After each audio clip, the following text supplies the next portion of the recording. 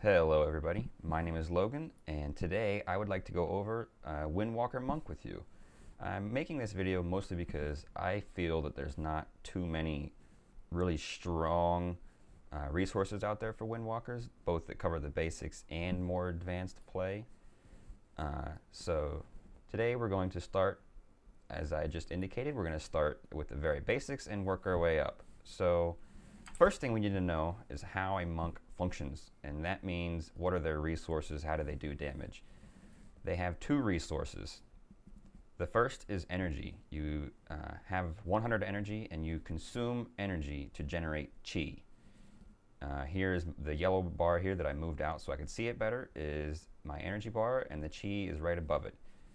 Currently at level 100, without talenting otherwise, you have 5 chi slots, so you can have 5 chi and 100 energy at all times.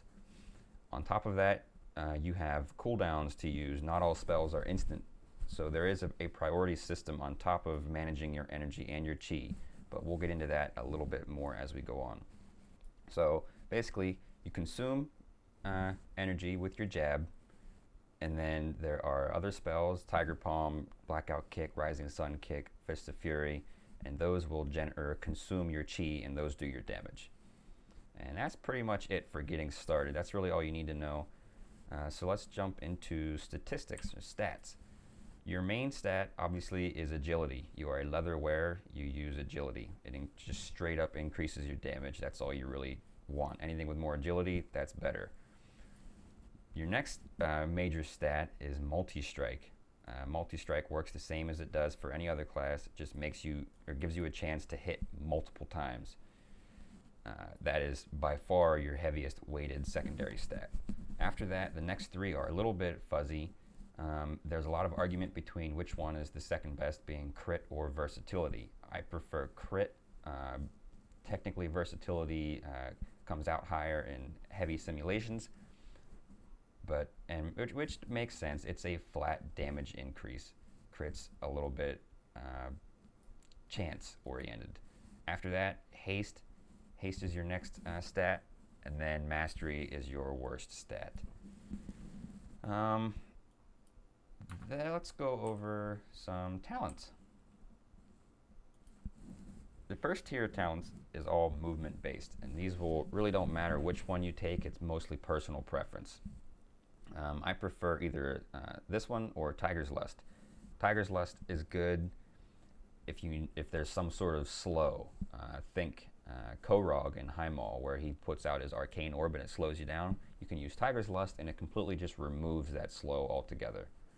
This one gives you reduces the cooldown of your roll, so your roll being this guy, and it also increases the charges. So you're given 2 charges normally. This gives you 3. It's very useful for a lot of fights. For this one, think of Hands and Friends from Blackrock Foundry. There's lots of stuff coming down to try and squish you. You can use your roll to get out of the way quicker. The next one, Chi Wave, is basically, that's the way to go. It's good single target. It does a small amount of healing for your raid. There's really not much to be said for it. It will be part of your rotation, just with a lower priority. For the third tier of talents, we have Chi Brew, and we'll come back to this talent row again here. Chi Brew is your single target. It has 2 charges, and it instantly grants you 2 charges of Chi and Tigereye Brew, or 2 stacks of Tigereye Brew. We'll come back to Tigereye Brew here in a few seconds. Leg Sweep, Charging Oxwave, those are your 2. Again, these are just forms of crowd control, or stuns. Leg Sweep, I prefer. It's just a little bit better of a stun, but if you need a ranged stun, Charging Oxwave is always a solid option.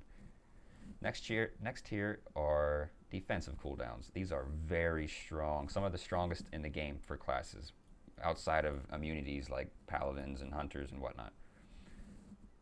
Diffuse magic straight up reduces magic damage by 90% for 6 seconds.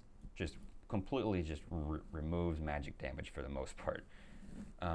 Dampen harm, also very powerful.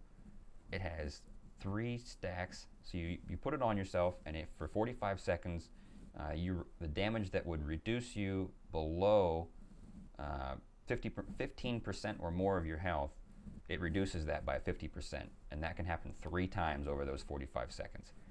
A good example of this would be Gruul for his Inferno Slice, where he hits you very hard, and each time that damage is reduced by 50%. Very useful. Your level 90 tier of talents, the only ones really worried about are Rushing Jade Wind and your White Tiger. I'm sure many of you have seen the Tiger before if you haven't already used it. It's a pretty cool 3-minute cooldown. It summons Tiger from Mist of Pandaria if you played through MOP, and it basically is your one and only talent for this tier. The only time you'll ever use Rushing Jade Wind is if there's a fight where there are very, very frequently more than, I usually say 7+ adds. If there's 7 adds for a long period of time, Rushing Jade Wind can take the cake. Any other time, your Tiger does so much damage, you'd be silly not to take it.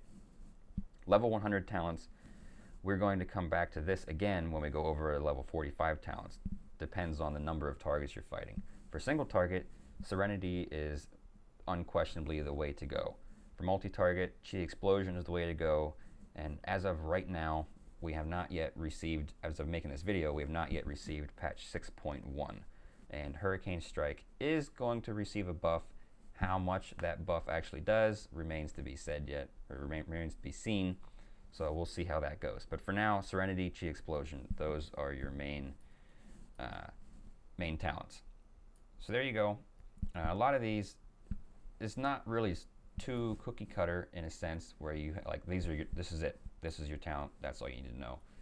There's a lot of changing, so anytime you enter a raid or even a 5-man dungeon, I recommend taking very large stacks of tomes with you, because you will be adjusting for, you'll be catering yourself to the fight, and I think that's a pretty good way of designing a class, making them set up to handle pretty much any encounter that Blizzard can throw at us. So after talents, let's go over buffs. Now I'm not talking buffs that we would receive from classes, though we do have one, Legacy of the White Tiger, that gives us crit and stats. Also, as a Windwalker, we passively gain or grant 5% multistrike to the raid. So those are our buffs for that, but I'm talking buffs that we need for fighting. And that means, if I can push the right button here, that means things like Blackout Kick, and not Blackout Kick, excuse me, Rising Sun Kick. Oh man, I can't find it in the damn journal. Rising Sun Kick. So what Rising Sun Kick does, aside from doing a very high amount of single target damage, it also applies a debuff to your target. That debuff increases the damage you do to that target by a percentage. Now, again, 6.1 is not here. Monks have been nerfed to the ground through this buff since the launch of Warlords of Draenor. That buff is no longer a 20% increased damage. It's, in fact, I don't even remember anymore, to be honest, but it's still very important. It is like a flat 10%, we'll say, increase in damage. It is crucial that that is up all the time. Now, this buff also applies itself to other enemies within 8 yards. So that means if there's a mob of 10, you're fighting the boss and 10 adds come out. If you Rising Sun Kick the boss, all 10 adds, assuming they're within 8 yards, will receive this debuff. And that is very important to remember because it's very crucial. The other buff you need to worry about comes from your Tiger Palm. Now, here we go again, I can't find the buttons.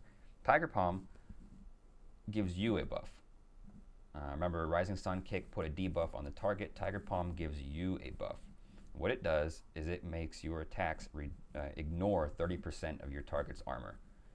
Again, this is very important to your damage. If this falls off, your damage is going to drop very quickly. However, Tiger Palm does very little damage. It costs 1 chi and its damage is very minimal. So the only time you ever want to use Tiger Palm is when the buff falls off. That being said, I highly recommend making some way of tracking your buffs. I'm using these two down here. This is just TellMeWhen. It just tracks the buff on me. so it's tracking that, and I know whenever it falls off, that disappears. Same with Rising Sun Kick. When this is tracking a debuff on the target, whenever it falls off of the target, it disappears. So I always want to make sure during the fight that those are there. While we're going over this, I might as well go over some UI and add-ons that I recommend. I'm using ELV UI. It's just a really simple way to replace your UI without having to do all kinds of stuff customly on your own. I use TellMeWhen, obviously. These two track my buffs. This tracks my Tigereye Brew. Again, we'll get to that in a very short amount of time. Also, I track when my Energizing Brew, it's another 1 minute cooldown. I track when it's off cooldown. I track Serenity for when it's off of cooldown. I track how many targets I'm using Storm, Earth, and Fire on, and my Touch of Karma, which is another defensive cooldown, which is very, very powerful. Outside of that, let's jump into doing damage on single target. So, first of all, single target is not a Monk's strong point anymore after all the Monk nerfs. It's still good. It's still middle of the pack in terms of damage, but it's not the strongest. Again, for starting with your single target, you never, as with any class, you never want to resource cap. If you're resource capped, that means you're not regenerating any resources. So if I'm at 100 energy in the middle of a fight, I'm not regenerating anything, and that's wasted. That means I'm wasting energy that I could be generating to use to do damage. You don't want to do that. So to start a fight, your priorities mostly lie in keeping your buffs up, keeping Tiger Palm on the target, keeping Rising Sun Kick, keeping that buff on the target, and Tiger Palm on yourself. Most of your damage comes from Blackout Kick, which is mostly a chi dump. You'll be dumping chi frequently.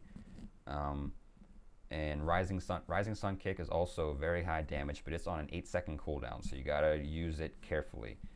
Your main damage this expansion comes from your Fist of Fury. This is a channel. It costs 3 chi, and it channels based on, well, it just channels and does damage. Well, you'll see here. I'll show you in a little bit. We'll go over it. One thing I forgot were glyphs. One glyph I really like is a glyph of Touch of Karma. What Touch of Karma does, in case I have not gone over it, it says all damage you take is redirected to the enemy target as nature damage over 6 seconds. Damage cannot exceed 50% of your maximum health. So if you had 300,000 health and you use Touch of Karma on your target and he hits you for 160k, you'll take 10k and deal 150 to him. That's how powerful it is, and it's only a 1.5 minute cooldown. It is an extremely useful, extremely powerful, not only defensive cooldown, but it also does a lot of damage. The other glyph, this one should be mandatory for if you're doing any kind of raid. If you're doing 5-mans or PvP, you might not want this. Fist of Fury passively stuns. When you use Fist of Fury, it stuns your target. What this buff does is it removes that stun, but you can use it while moving. Before, if you cast Fist of Fury and while you were channeling you moved, it canceled the channel and you wasted 3 chi and you lost a lot of damage you could have been doing. This allows you to move around all over the place and it won't stop channeling. Again, for any kind of boss fight, this should be mandatory. The last major glyph, you can swap in and out. A lot of times I have glyph of Touch of Death in here. Touch of Death, I'm sure many of you have seen it in your 5-mans, a monk sitting there doing mediocre damage. Next thing you know, it gets to the end of the fight and his damage goes through the roof. Touch of Death can be used when the target is at 10% health or he is at the same amount of health or less than your max health. Most of the time in a raid, that's going to be when he's at 10%. Touch of Death consumes 3 chi and instantly strikes the target for your maximum health. Straight up. And it's a 1.5 minute cooldown. You can glyph this with this glyph where it increases the cooldown by twice. So it becomes a 3 minute cooldown, but it costs 0 chi. So for a single target fight where you're only going to use it one time, this becomes a small DPS increase because you aren't using chi on it. if you're going to be using it multiple times throughout a fight. So a fight that's, say, maybe 7 minutes and there's adds throughout it, you will be able to use Touch of Death multiple times, and it is very useful. So this one is just a small healing increase. It's nothing huge. You can, a good one also, depending on the amount of damage in the fight, is Glyph of Fortifying Brew. It just increases, rather than increasing your health by 20%, it increases it by 10%, but reduces your damage taken by 5. So again, depending on the amount of damage you're taking, the kind of damage you're taking, this can be useful. I'm not using it because I'm using it to kind of cheese the amount of damage that my Touch of Death does. So I'm increasing my overall health by 20%, and then I'm using Touch of Death and doing 20% more damage. So I'm basically going to hit the target for 400,000 instantly. So those are your glyphs. You don't have to use, by the way, you don't have to use Fortifying Brew and Touch of Death together. That's just a small increase if you remember to do it. If you don't need Fortifying Brew as a defensive cooldown at the end of the fight. Okay, so back to our single target. Damage comes from your Fist of Fury and your Rising Sun Kick. The hard part is managing everything all at once. Again, you have 2 resources plus cooldowns to manage. Your jab, your Tiger Palm, and your Blackout Kick are on no cooldown. They're there. If you have the resources, you can spend them. Rising Sun Kick, which does your highest single target damage or per execute, and then Fist of Fury is a channel, I think, yeah, over 3.7 seconds. 3.7 second channel, and it just sits there and you just punch the crap out of your target. I'm going to apologize in advance. I have a mechanical keyboard, and my hardware, in terms of microphones, is going to pick up my keystrokes. So bear with me there in me smashing my keyboard. So you want to lead off with some jabs, generate some chi. Then you want to get your Tiger Palm up. See, here's my Tiger Palm buff. I'm going to use a jab so I don't energy cap, generate more chi, use Rising Sun Kick. Now I've got this going over here. Now I'm going to use Fist of Fury. You can see me channeling here.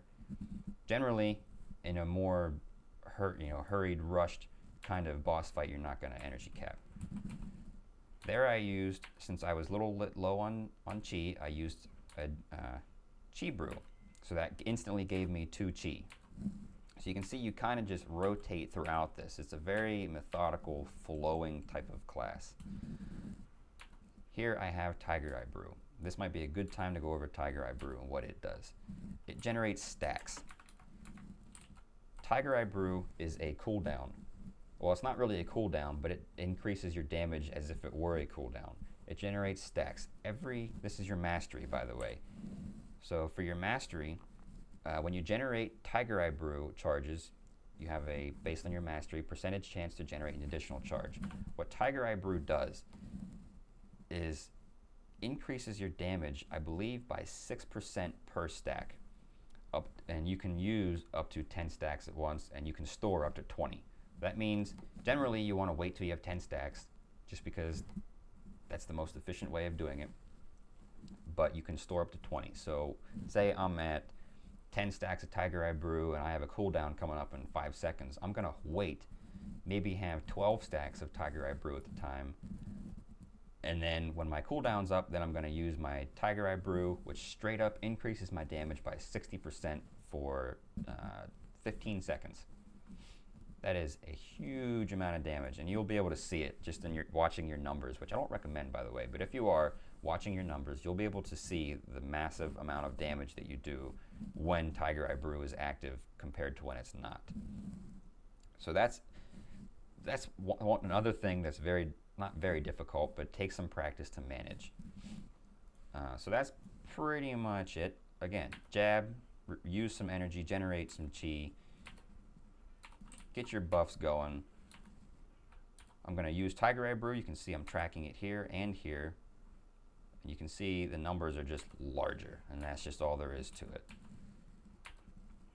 Working not to cap resources. Buff fell off. I'm going to use Tiger Palm to reapply it.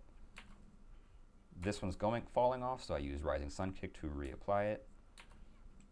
Use Chi Wave because I had nothing else to cast at the time. It's a small DPS boost. You can see it bouncing around doing damage over there and healing the healing targets.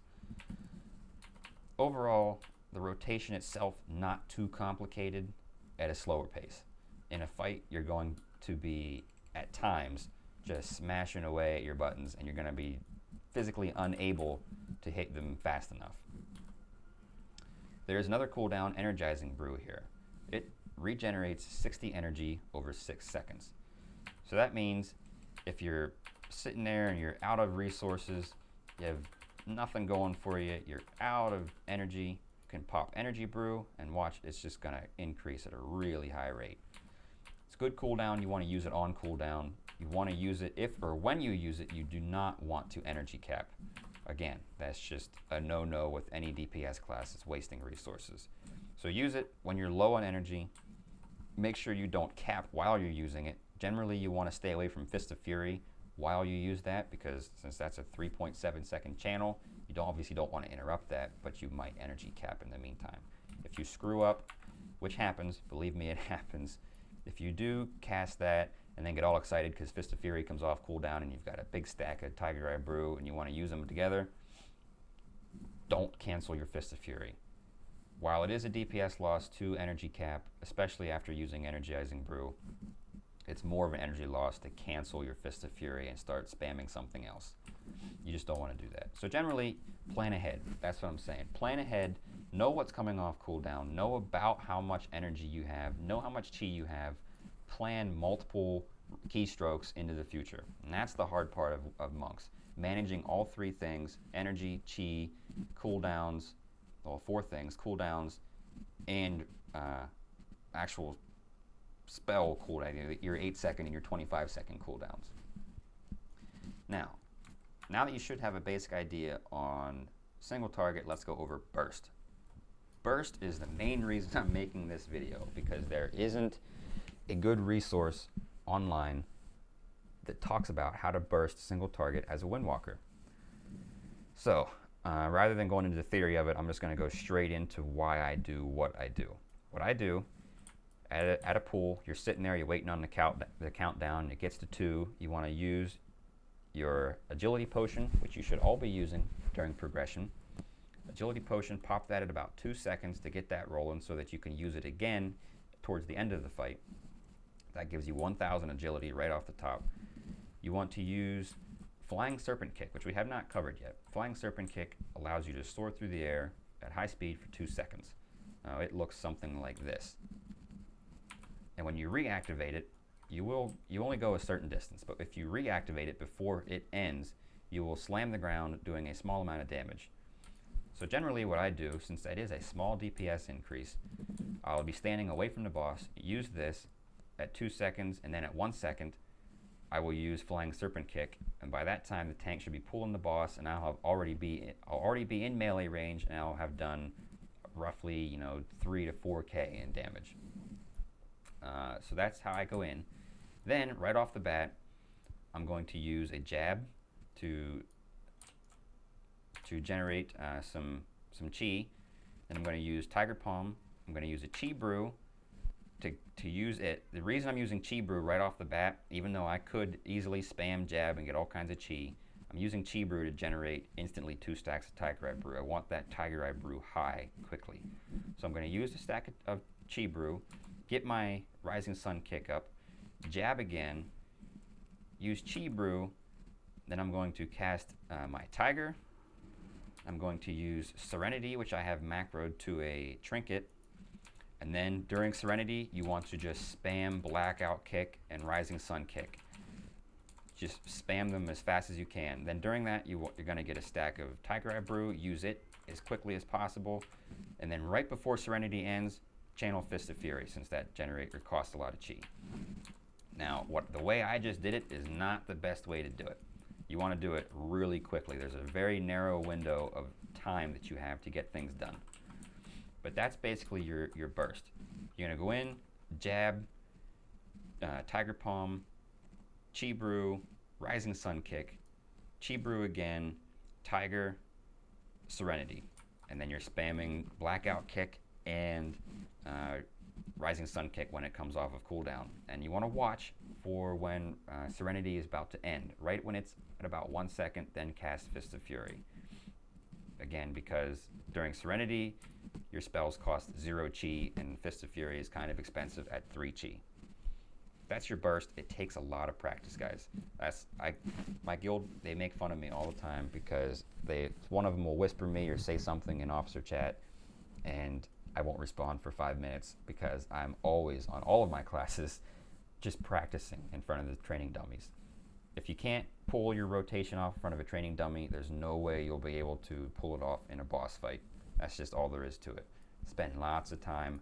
Monk requires more practice than any class I've ever played in terms of making sure your rotation is perfect. It's just not an easy class to play. So again, practice your burst because it takes a while.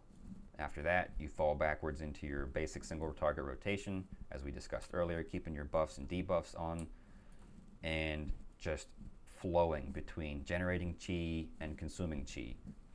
That's really all there is to it. As soon as your Serenity comes back off cooldown, you want to blow it because it's a 1.5 minute cooldown. So you use your Tiger, Serenity, do your rotation, use Serenity again at 1.5 minutes, and when it comes off cooldown the second time, your Tiger should be coming off cooldown at the same time, so you'll be able to stack them once again for a really high burst. And you want to plan ahead for your Tigereye brew. You don't want to be sitting at 10 and use it right away before your Serenity, or as your Serenity is coming off cooldown, because then you're going to be kind of sitting there spamming Blackout Kick without Tigereye brew, and that's no fun. So let's move on to the bread and butter of Windwalker monks, and that is 2 to 3 targets. Windwalkers have a special spell that makes them what they are, called Storm, Earth, and Fire. What it does is it summons a clone of yourself to a target. So that means I can go here, go clone, go over there, clone, go over here. You can only have 2 active at a time. So here you can see sort of my clones just doing work over here on this target. And what they will do is if I'm on this target, they will replicate the damage that I'm doing. As you can see, I'm going to channel Fist of Fury here. Watch them channel Fist of Fury with me. It is extremely powerful. If there's a fight where there's 2 or 3 targets all grouped up for any period of time, use Storm, Earth, and Fire. It's a really, really strong ability. There's no cooldown. Well, it's a 1 second cooldown, but it's basically instant cast. One thing to be careful is, though, if you put your spirit on this target and then I start attacking this target, you're going to lose a high amount of damage, because during this time, as you can see, well, they're not supposed to do that, but in the damage itself, the target, your spirit actually just auto attacks. The damage it does is pure auto attack. So you do not want to attack the same target that your spirit is on. For that, I recommend making a macro, which is a cancelaura macro. If I can type. Oh man, it's a rough day. So the cancelaura is literally, it shows a tooltip, which I have here, which is just cancel Storm, Earth, and Fire. It's this one, not that one. Cancel Storm, Earth, and Fire. All it is, push a button, removes the aura, removes the buff from you, because as you see, when you apply it, it gives you a buff up here, Storm, Earth, and Fire. So you can use it, removes the buff. That way you can ensure that you're not attacking the same target as your spirit, which is a huge DPS loss, because it goes on percentages. I don't remember the percentages off the top of my head, but it's a big DPS loss if you're attacking the same one. So for multi-target, glyphs. Remember I said we come back to this, or not glyphs, talents. Chi Explosion, take it. It's huge. Now we're still in combat. Chi Explosion does similar to what it sounds like. It consumes chi and it explodes on the target, depending on the amount of chi that you use. Ascension just gives you an extra chi slot, which is very useful because Chi Explosion can consume up to 4 chi at one time. It gives you an extra chi slot for a little bit better management, and it increases your energy regeneration by 15%. Again, very useful. I recommend using these 2 together. You don't have to. You can use Chi Brew. Chi Brew is always very strong, but for multi-target, I find that Ascension's a little stronger when used together with Chi Explosion. So what Chi Explosion does, and you can read all the, it's a pretty big tooltip, changes what it does based on the chi that you use when you use it. So at 1 chi, it just deals a bit of nature damage. At 2 chi, deals more nature damage. At 3 chi, it also generates an extra stack of Tigereye Brew. And 4 chi is what makes it explode, and that's what makes it do what it does. When it explodes, see, we're going to generate some chi here, so I'm at 4 chi, and then you can see the chi explosion there. So this will hit everything. Also, it will do everything that the first 3 did. So it means it will do nature damage, it'll do extra nature damage, and it'll apply a small ticking dot. Rule of thumb with chi explosion, though, to be careful of. Again, here, I'm not keeping track of this, but normally you would keep your Tigereye or your Tiger Palm up and your Rising Sun Kick up. But you never want to use chi explosion with less than 3 chi. 3 is the minimum. It's a DPS loss otherwise. Generally, for multi-target, you never want to use it if you have less than 4 chi. So that's pretty much all there is to that. But when you use that with Storm, Earth, and Fire, put it on both your targets, attack the one in the middle, use your Tiger, get your buffs flowing, cast your Tigereye Brew, use your Trinket, use your Energizing Brew, because we can burn through chi really quick here. Again, apologies for the button mashing. See, Tigereye Brew is running out, cast the next stack, waiting until I have more chi. Tiger Palm's running out, so is Rising Sun Kick, generate more chi, cast Fist of Fury. Fist of Fury also does AoE damage.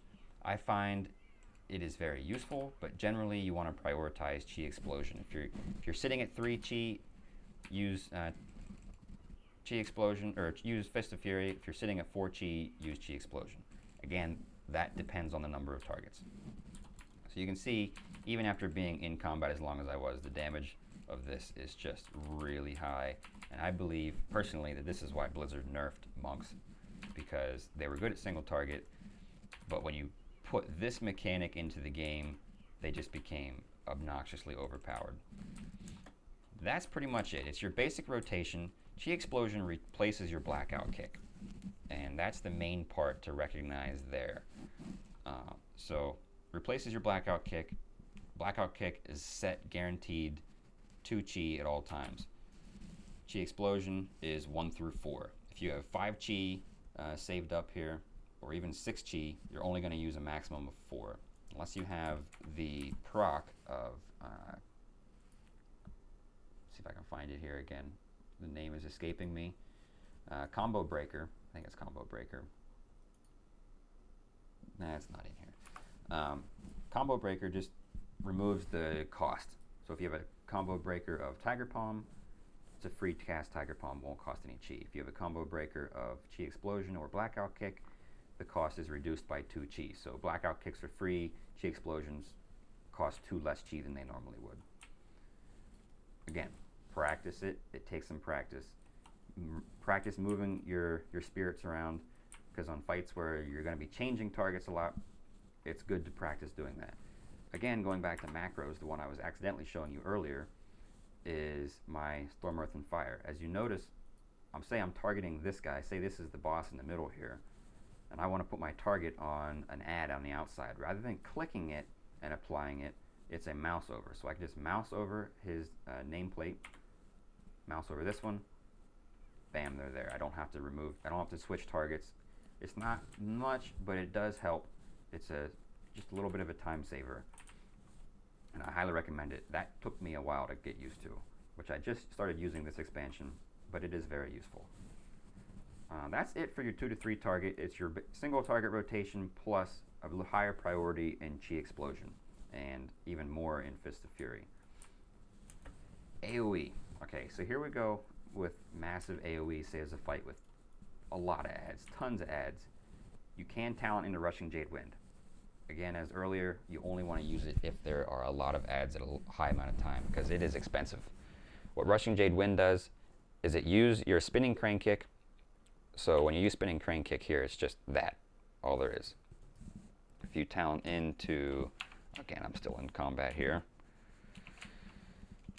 If you talent into Rushing Jade Wind, it replaces your spinning crane kick. It does the same thing, but it continues. So you use it, spend the energy, generate 1 chi, but you continue doing spinning crane kick damage. It does a huge amount of damage if you can justify it with the number of adds that you'll be cleaving. This works with your spirits. So again, we can apply this to these guys, if that one goes, and then all 3 be sitting here spinning. So if you can get that up, get lots of adds, hit everything, your damage is going to go through the roof. It's crazy. It takes a lot of effort, but it can go crazy because you want to get all your buffs on. Again, that's your AoE. That's pretty much it. Fist of Fury does 100% damage to your target, and then it does cleave damage to everything around it. It's great. It's very useful. Chi Explosion and Rushing Jade Wind will do more cleave simply because of the cooldown. This is on a 25-second cooldown. They depend on your resources. Well, that's about it, guys. I might go through and add some clips of raiding scenes so you can see different things, i.e. looking at single target fights like Butcher and Gruul. Then you can also check out fights like Hansgar and Franzok from Blackrock Foundry and Twin Ogron from Highmaul. Those are great fights for showing pure single target, showing the cleave. And then there's fights like Beast Lord Darmak and Blackrock Foundry, where you're just going to be cleaving all of the time with lots of adds. So that's pretty much it, guys. Thanks for watching. If this video helped you, or you liked this video, you'd like to see another class that I could cover for you, by all means, like, comment, subscribe, whatnot. This is my first video on this channel, so again, I mostly did it just because I wasn't too impressed with the resources out there for a Windwalker. So thanks for watching, guys. See ya.